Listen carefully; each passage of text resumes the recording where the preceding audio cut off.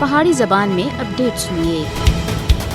ہندوتوا دے پیروکار مودی حکومت بھارت وچ سکھ برادری دی علیحدہ شناخت کو بھی کمزور کرنے دے ڈٹے ہوئے ہیں۔ پنجاب دے سکھاں دی قیادت وچ پرامن زمینداراں دے احتجاج دے فاتحانہ خاتمے کو مودی دی شکست دے طور دے دیکھا جا رہا ہے، جڑا کہ بھارت وچ مظلوم طبقاں دے واسطے ایک امید دی کرن بن گیا ہے۔ دوئی طرف خالستان ریفرنڈم دی بھرپور پذیر رائی سن مودی اور اس دے مددگاراں کو بے چین کر دیتا ہے۔ بھارتی حکومت سن برطانیہ میں خالستان ریفرنڈم کو رکوانے دے واسطے ہر ممکن سفارتی کوشش کی تھی، مگر وہ اس وچ بری طرح ناکام ہوئے۔ بیرون ملک مقیم سکھ برادری دے عزم اور خالستان ریفرنڈم وچ ان دی بڑی تعداد وچ شرکت دی وجہ تے بوکھلاہٹ دا شکار بھارت اپنے علیحدہ وطن دے واسطے سکھاں دی مقامی تحریک کو بدنام کرنے دے واسطے جعلی فلیگ آپریشن دا سہارا کرنے دی کوشش کر رہا ہے، جس دے تحت بیرون ملک سکھ فار جسٹس اور خالستان دی حامی دوئی تنظیماں دے خلاف جھوٹے مقدمات اندراج کیتا جا رہا ہے۔ مودی دی زیر قیادت بی جے پی حکومت سکھاں دی پرامن جدوجہد کو بدنام کرنا چاہتی ہے، جس دے واسطے وہ بھارت وچ اور بیرون ملک مقیم سکھاں دے خلاف سازشاں رچا رہا ہے۔ بھارت خالستان تحریک کو پاکستان دے نال بھی جوڑنا چاہتا ہے، جس دے واسطے وہ اپنے ہندوتوا میڈیا دا استعمال کر رہا ہے۔ سکھاں دے رہنما پرکاش سنگھ بادل دا آخنا ہے کہ مودی حکومت پنجاب وچ فرقہ وارانہ فسادات کرنا چاہتی ہے اور حالیہ دنوں وچ ہندوتوا دے پیروکاراں دے ہاتھوں